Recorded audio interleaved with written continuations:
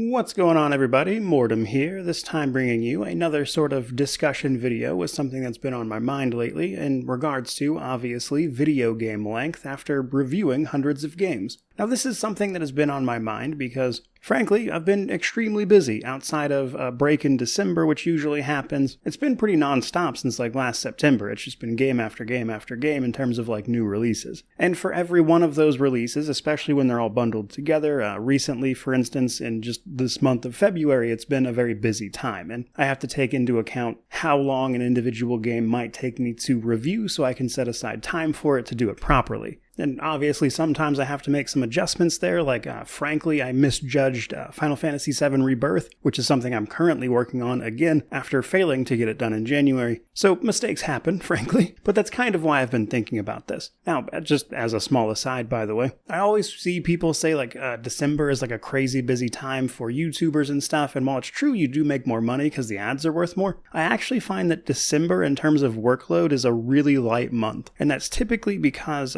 games don't usually release in December, or if they do, it's really early in the month. And then you can just kind of do that while you also do all the year-end wrap-up videos and stuff. So December usually, in addition to the holidays, obviously, Christmas and everything, tends to be a very light month in terms of actual work. It's just that you make a lot more money because people are watching all of those easier videos to make, like year-end rankings and stuff, on top of people looking up all of my reviews for the year because they want to check them out during sales and get Christmas presents and stuff, that kind of thing. So just randomly, that is actually a little bit counter to what the average person might think. But outside of that, I've been very busy, and that's probably the best place to start when talking about video game length. Now, I will say, just right up front, this is a perpetual conversation that will never have an end simply because it's not the kind of thing any two people are generally going to agree about with absolute certainty. There are people who want games to be infinitely longer, there are people who want them to be shorter, etc. The reason I thought I might have had something interesting to say here is both because of the number of games I've reviewed, but also because in reviewing this many games, I actually know pretty precisely when I'm about to get burnt out on something, or I'm just ready to call it, down to specific hour ranges at this point. Probably worth a mention, though, even if it's perhaps obvious, that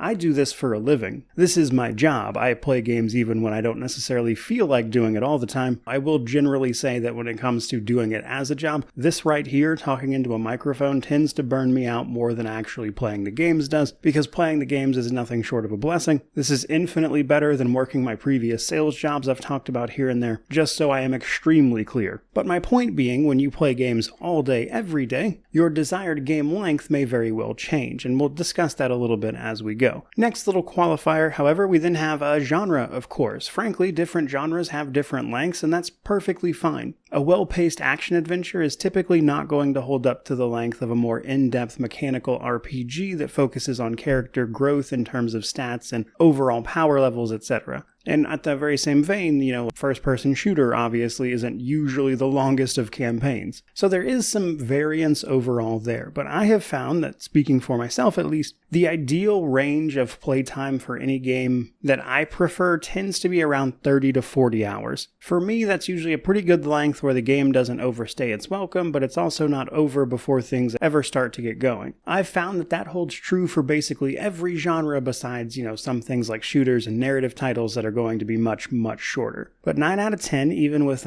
grandiose titles or games that you could play for hundreds of hours, I still find that if the story is right around 30 to 40 hours, it's usually in a pretty good place for me overall. So even if games have more content than, say, 30 to 40 hours, this is usually where I want the actual story to land. But moving on from that to a slightly different metric, then there's my limit of games I can play that I don't necessarily love. And these are, basically how much I can play a game that I'm not wildly into before I need to play something else or just do anything else. And that tends to be around 80 to 100 hours for me, which in terms of work is a week and some change usually. Now, if the story of a game has stretched that long, it's usually where I'm getting pretty over it and I'm looking for them to wrap it up pretty desperately. Now, in terms of side content and other things there is to do, this is almost certainly the point at which I'm going to start getting bored, but most games don't make it that far, outside of exceptionally large RPGs, especially when you play them professionally and you have access to just asking a dev where something might be, as an example. I've gotten pretty efficient at doing this. Nonetheless, this tends to be about my limit for, again, games that I'm not absolutely wild about. But what about games that I really adore? What about, say, Pathfinder Wrath of the Righteous? Well, even here, I have found my limit, at least for playing a game at one time before I need a break. So even with games I love,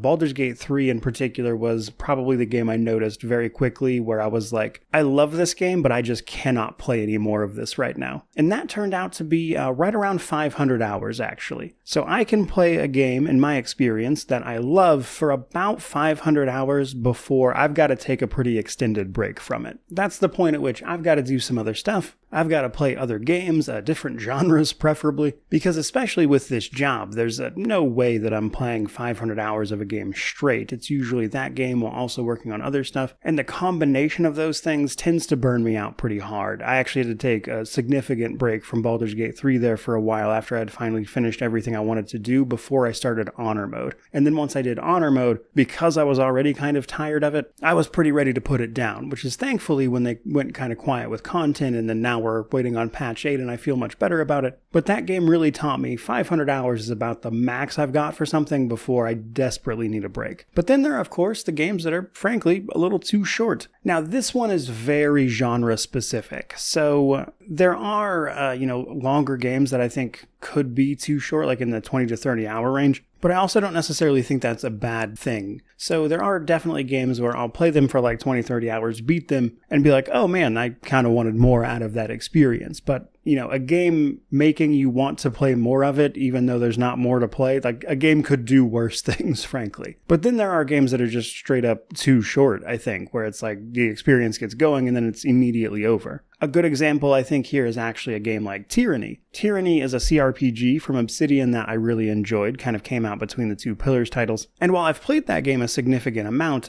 like just a single playthrough, kind of ends right when it feels like the game is about to get going. And it's a little unsatisfying, especially since that game's almost never going to get a sequel. So there is cases generally where I think games can be too short. And for me, that tends to fall around the 10-hour mark, or at least for the types of games I play, which would perhaps be the better thing to say there, because there are other games that have less of a runtime than that, then it's, perfectly fine. Like a narrative title really doesn't need to be that long, especially if the primary delivery, so to speak, is just what it is telling you on screen, as opposed to some interesting gameplay mechanic or like combat systems, etc. But outside of those specific instances, if I get completely done with a game in around 10 hours, that's like a day for me. I do think there are situations for everyone else where, like a 10-hour game spread out over a couple hours here and there over like a week is totally fine. But for me, that's like a single day's worth of work, which can feel a little unsatisfying, especially depending on the price point of the game and, the overall level of quality. That's something you have to take into account. It's not necessarily a bad thing. A great 10 hours is often better than a mediocre 30, but there's definitely some push and pull in that regard, at least in terms of, I think, reviewing a game. It's just not the be-all, end-all metric, to be sure. But that kind of brings me to the end of this video, which is my overall preference for just the types of video games that I play and runtime. And it's mostly replayability more than anything. So a 30 to 40 hour story for a first run through is great, but what really puts that over the top for me is actually being able to run through that game again and see different aspects of it or play a different character and have a different experience. That, to me, in terms of like runtime, is the best way to extend playtime in a way that actually feels rewarding to the player, because it's like, okay, I ran through this once, but if I want to keep playing, I could do this again and have an entirely different experience.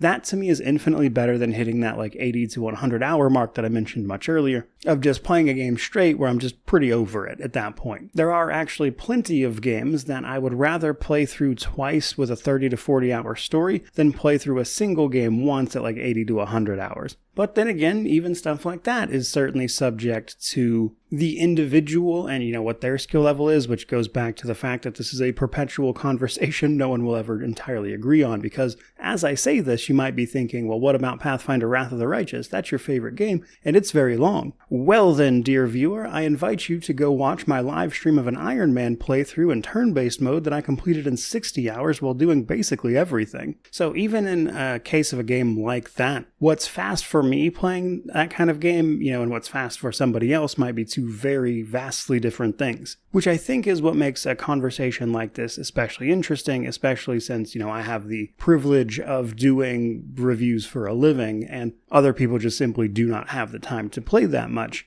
And I try to keep that kind of thing in mind because ultimately, as a game reviewer in particular, I try to stay very aware of when my experience likely isn't going to be the overall experience of somebody watching that review. And you could say that about the 100% reviews. I already see those comments coming. But my first playthrough with a game in response to that is generally as straightforward or just playing the game as I would play it without trying to do anything extra so I can sort of capture that experience overall. But even within that, I try to stay aware that how I play and experience games is just fundamentally different than the average person at this point. And thus, I think just engaging with people like this and, just talking about what changes in terms of how I play games versus how other people play games is really informative when it comes to talking about a game for a review or when you might recommend something. But as for today, I think that's pretty much going to wrap it up about all I've got to say on this one. I figured somebody may just find that interesting, as it's something that had simply been on my mind for the past little while here, so I thought maybe it might be worth recording and talking about. And if it was, I suppose, like, comment, subscribe, all that YouTube jazz. But regardless of any of that, truly, just thank you so much for watching. I really do appreciate it. May you wander in wisdom and have an amazing day.